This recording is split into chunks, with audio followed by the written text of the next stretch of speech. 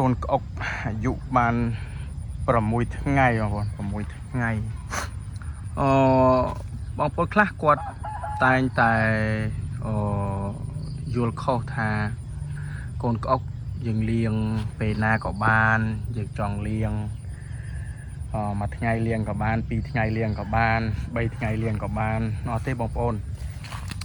កូនក្អុកក៏យើងត្រូវមានពេលវេលាវាកំណត់ជាក់លាក់ក្នុងការលៀងវាដែរយើងអត់ចេះតែលៀងទេដូចជាឧទាហរណ៍អញ្ចឹងបងខ្លះក៏គាត់បានដឹងបងខ្លះក៏គាត់មិនបានដឹងកូនក្អុកចាប់ពី0ថ្ងៃរហូតទៅដល់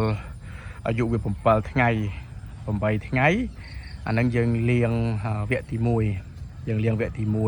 1ក្នុងករណីដែលកូនក្អុករបស់យើងសុខភាពវាល្អហើយយើងប្រើប្រាស់ថ្នាំជំនួយកូនក្អុកក៏ថ្នាំសម្រាប់កុំឲ្យទឹកស្អុយកុំឲ្យទឹកខូចអានឹងយើងប្រើរយៈពេលនៃការលៀងរបស់វារហូតដល់1សប្តាហ៍ជាទូទៅខ្ញុំយ៉ាងតិចណាស់1សប្តាហ៍នេះបាន6ថ្ងៃហើយកូនក្អុករបស់ខ្ញុំ6ថ្ងៃហើយអញ្ចឹង6ថ្ងៃនេះខ្ញុំពិនិត្យមើលទៅគឺថាវាអត់មាន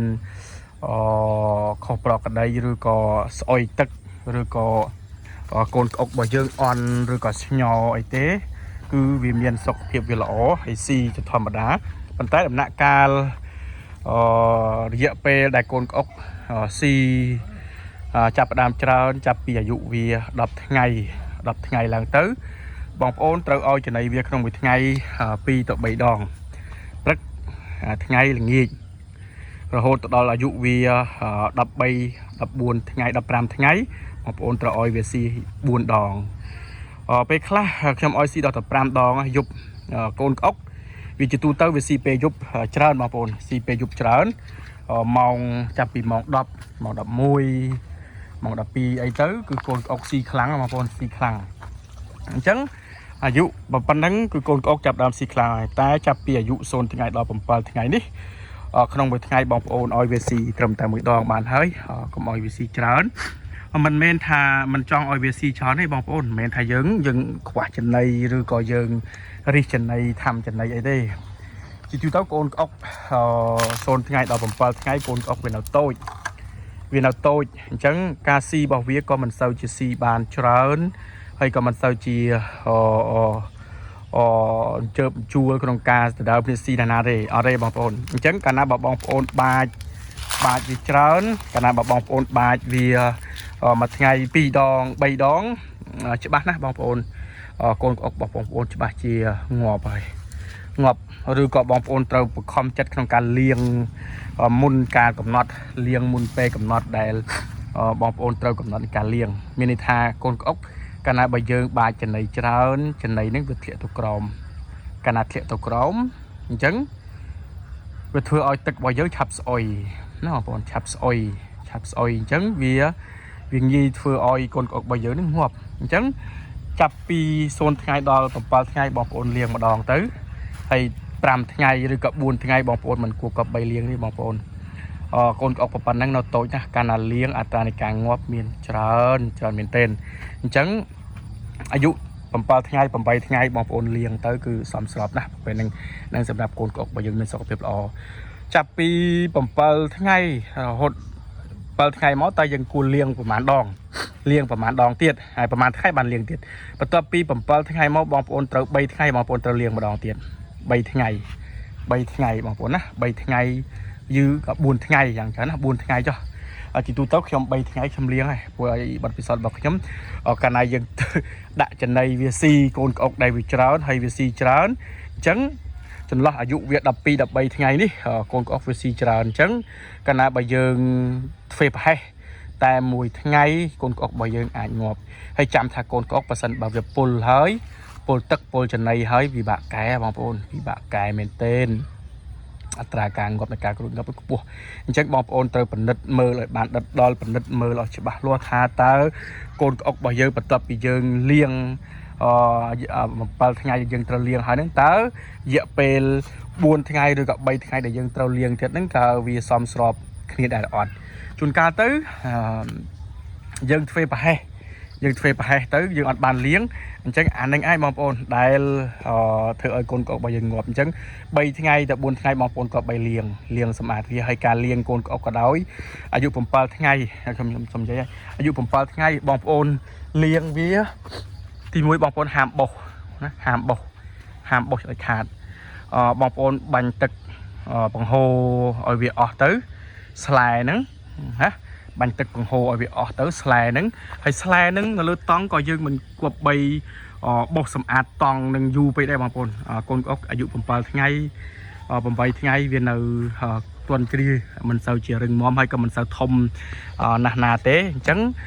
បងប្អូនបាញ់បង្ហូរទឹកវាឬក៏លើកវាចាក់បង្ហូរហើយបងប្អូនបង្ហូរទឹកចូលទៅបោស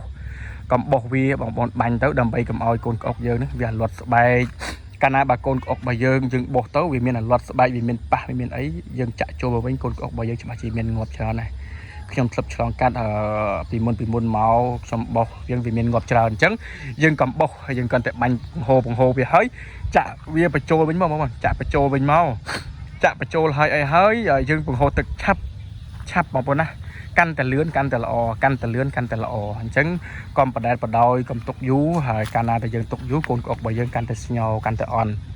អញ្ចឹងវាធ្វើឲ្យកូនក្អុករបស់យើងនឹងងាប់ច្រើនអត្រានៃការងាប់ច្រើនអញ្ចឹងសម្រាប់កូនក្អុកបន្ទាប់ពី7ថ្ងៃហើយរយៈពេល3ថ្ងៃទៅ4ថ្ងៃយើងលាងអញ្ចឹងបន្ទាប់ពីរយៈពេល4ថ្ងៃឬក៏3ថ្ងៃអាយុវាបាន13ថ្ងៃ14ថ្ងៃតើយើងប្រហែលថ្ងៃយើងលាងទៀតអញ្ចឹងបន្ទាប់ពីអាយុវា14ថ្ងៃទឹក3ថ្ងៃបងប្អូនលាងទៅ3ថ្ងៃលាង3ថ្ងៃលាង3ថ្ងៃលាងឬក៏2ថ្ងៃណាពេលខ្លះវាស៊ីចំណីច្រើនទឹកវាស្អុយបងប្អូនពិនិត្យមើលបាតក្រោមចង្កាត់ទឹកស្អុយអាក្រោមអញ្ចឹងវាធ្វើឲ្យងាប់ដែរអញ្ចឹងធ្វើឲ្យកូនក្អុករបស់យើងងាប់ដែរអញ្ចឹងអាយុវាដែលកូនក្អុកធ្វើទុកបងប្អូនណាបងប្អូនតែងតែសួរខ្ញុំថាបងហេតុអ្វីបានជាកូនក្អុករបស់ខ្ញុំចាប់ពីអាយុវា15ថ្ងៃឡើងទៅដុសជើងក្រោយមិនបានជាវាឧស្សាហ៍ងឹបម្លែបងអាហ្នឹងមូលហេតុវិញយ៉ាងម៉េចបង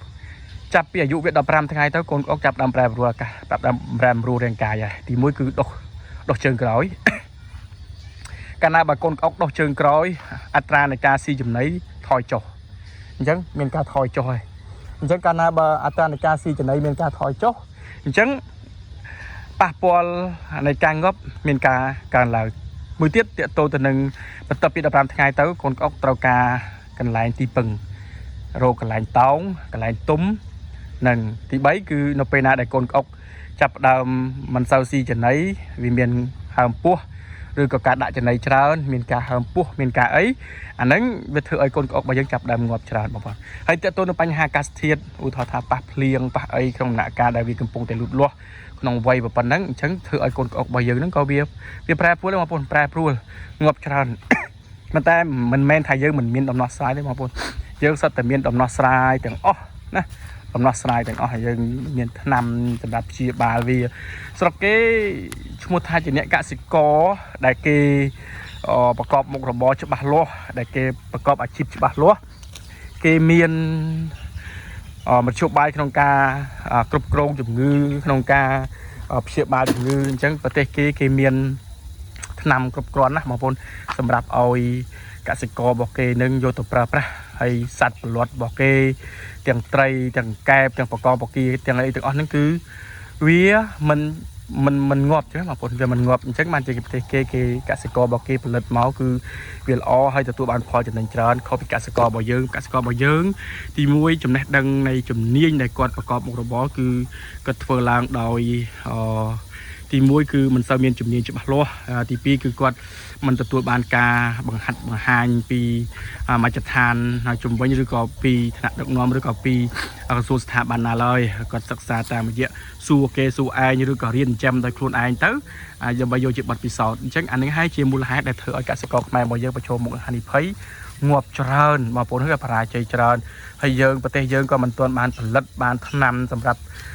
ការពារឬក៏ព្យាបាលសត្វដែលខ្លួនឯងដែលប្រជាកសិករខ្លួនឯងផលិតបានទេអញ្ចឹងអានេះហើយវាជាមូលហេតុដែលធ្វើឲ្យកសិកររបស់យើងនឹងមិនសូវជាចាប់អារម្មណ៍ឬក៏មិនសូវទទួលបានផលចំណេញច្រើនពីការប្រកបមុខរបររបស់ខ្លួនហ្នឹងហើយអរគុណច្រើនណាស់បងប្អូនអរគ្នាស្មើនេះម៉ោង7ឥឡូវហើយបងប្អូនណាម៉ោង7ឥឡូវហើយ nghịch hơi chân họ con nát sập bọc bột ọt này bản tôi sanhใน video នេះហើយបងប្អូនត្រូវការអរម៉ូនថ្នាំព្យាបាលវីតាមីនឬក៏ថ្នាំកូនអុកឯខ្ញុំបាទមានកសិដ្ឋានចិញ្ចឹមកូនស្រានមានអាចទំនាក់ទំនងបានតាមលេខទូរស័ព្ទដែលបងប្អូនបានឃើញអរគុណជម្រាបបាយបាយ